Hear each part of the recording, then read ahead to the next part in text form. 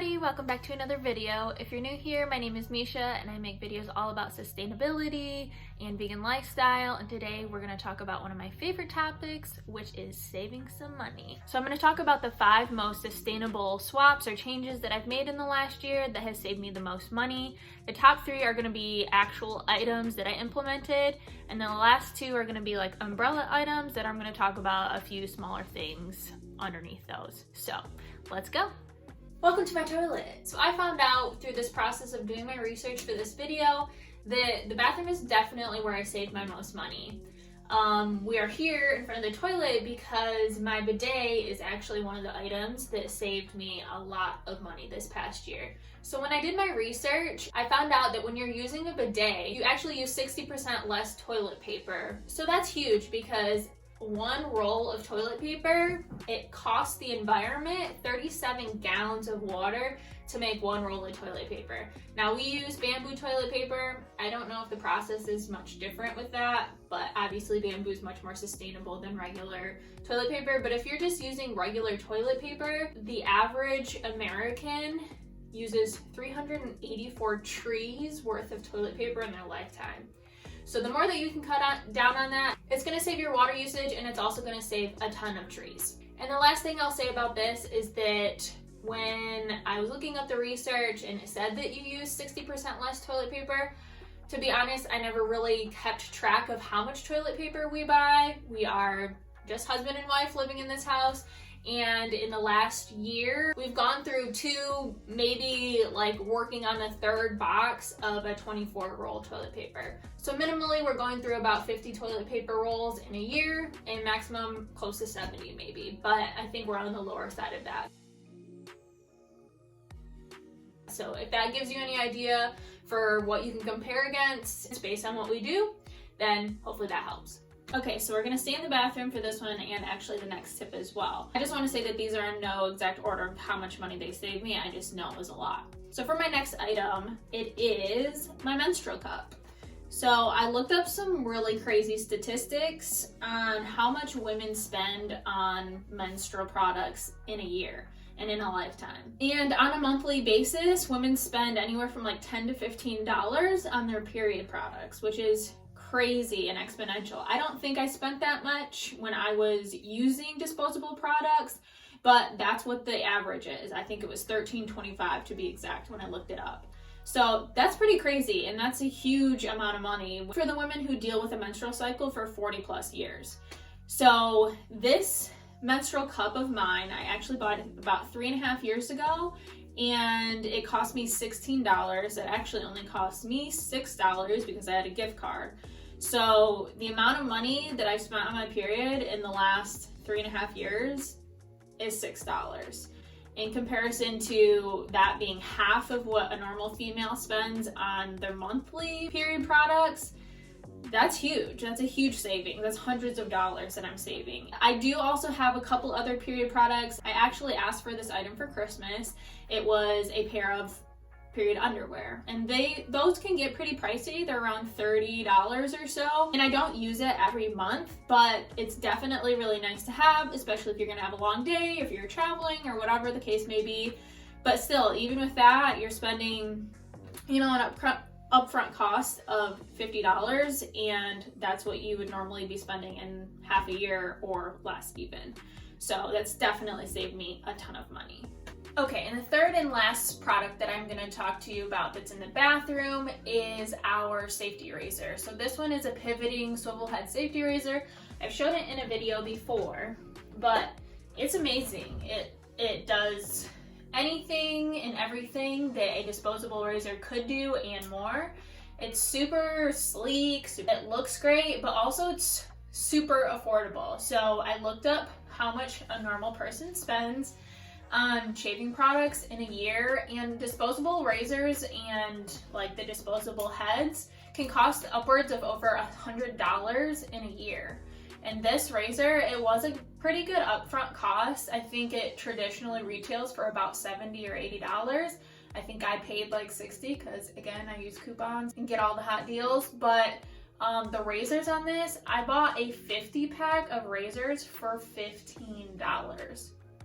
So that's gonna probably last us at least 5 years, maybe more. I don't really know. 50 razors divided by whatever. I don't know how often my husband changes the razors.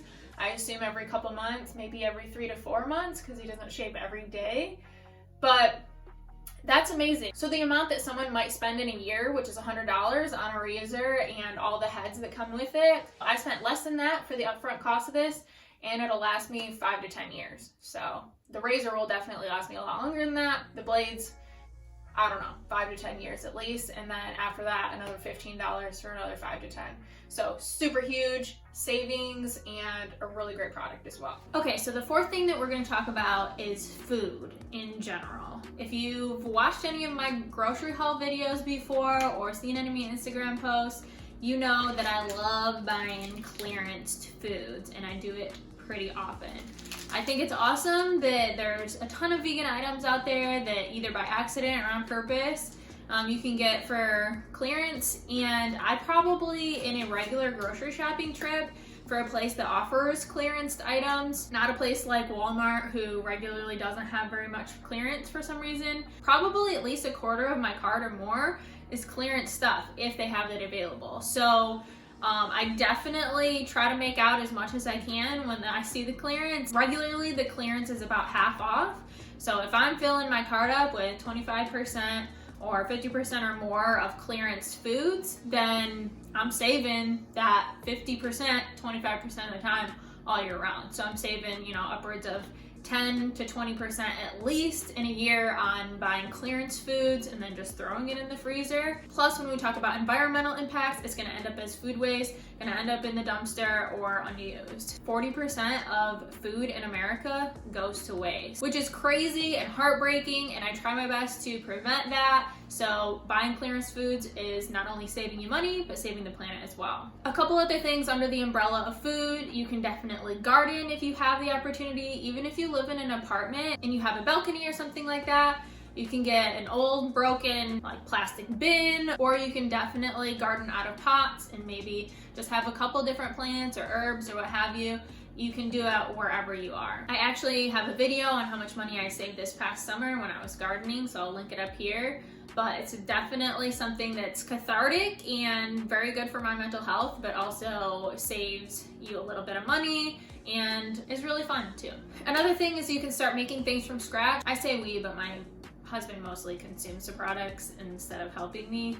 He does help sometimes, but when I say we, most of the time, I mean me. And when I say that, we've definitely started making our own milk when we can. I've tried making my own bread. I made my own bread for the first time this past year. I make my own ranch dressing. I make my own Parmesan. I just recently experimented with making my own tortillas. I make my own meat products sometimes. I made my own lunch meat this last couple times in a couple videos. So there's tons of things that you can make from scratch, and it's definitely going to save you a lot of money when you do so. And the last thing that I'll talk about is composting. Composting doesn't necessarily save me a ton of money, but it does save the planet a ton. So like I previously stated, 40% of food ends up in the trash. And everything that I eat, I can compost because I'm vegan, and everything that I eat is pretty much plant. So unless it's super processed, we put everything in the compost, and not only does it save the environment, but when I throw it in the compost, I'm able to use that soil the next year for my garden. So it does save me a little bit money in that sense. And I also feel a little bit less bad by throwing it into here. If we do happen to find something in the back of the fridge that we forgot about, if I throw it in the compost, I feel a little bit less bad about wasting it because I know that it's going to turn into soil for my garden for the next year.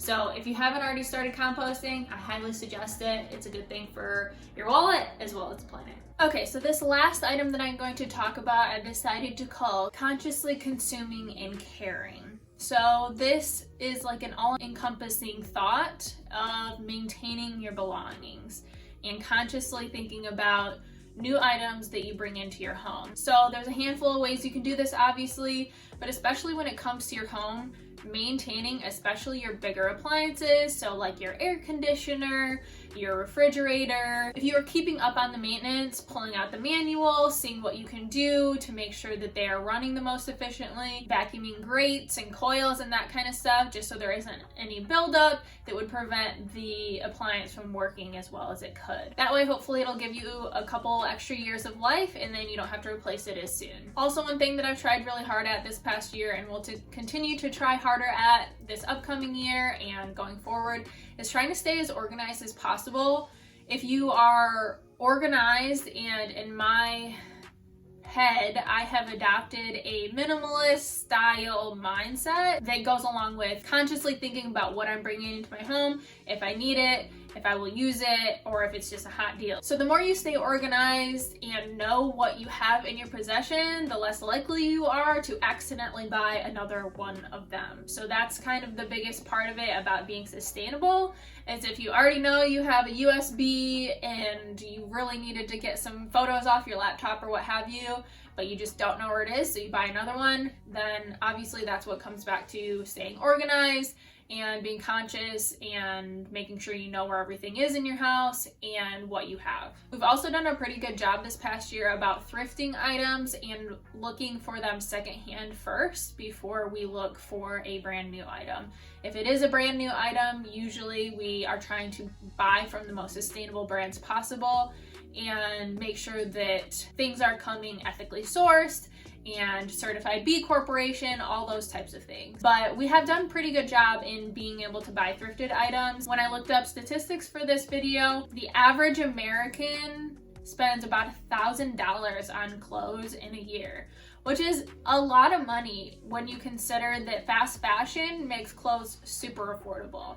But I've probably only spent about $200 in this past year, and although a couple items were new, most of my items, including this shirt here, were thrifted. And some of my favorite items are thrifted. So that's one thing about conscious consuming, saving the plan a little bit, saving money that way too, because you're getting a secondhand item. So obviously it's going to be a little cheaper than what it was as it was brand new. Also, like taking care of your clothes and again, like your belongings, you don't have to wash them as much as you think you do. A lot of times we might just throw it in the washer and then throw it in the dryer, but throwing things in the dryer can actually wear them down quite a bit. So some items that may not need to go into the dryer, you can have drying racks for them. What I do sometimes, if I just wear a shirt to work and I didn't get it dirty and it doesn't smell or anything like that, what I'll do is I'll put it back in my closet, but I'll flip the hanger over on the opposite direction so that I know it's my second use of the shirt or second time wearing the shirt, and then I can throw it into the wash after that, instead of just wearing it once and then throwing it into the wash. There are so many other ways that you can consciously consume, making sure that you're voting with your dollars on products that you truly believe in and that you want to support, especially if you're someone who wants to support minority-owned businesses, Black-owned businesses, local businesses, especially right now. So just something to definitely think about. It has saved me a ton of money, but it's also going to save the planet a ton of money. It's good for the community, and it's all around a good thing. So I hope you enjoyed this video. I hope you got something out of it. Please share with me down below what your favorite item was that I talked about, or if you made any changes or swaps in your household that has saved you a lot of money, or just something that you feel really good about. Please leave it down below. I'd love to hear about it. If you haven't already, please subscribe and give me a thumbs up, and I will see you in the next video. Bye guys!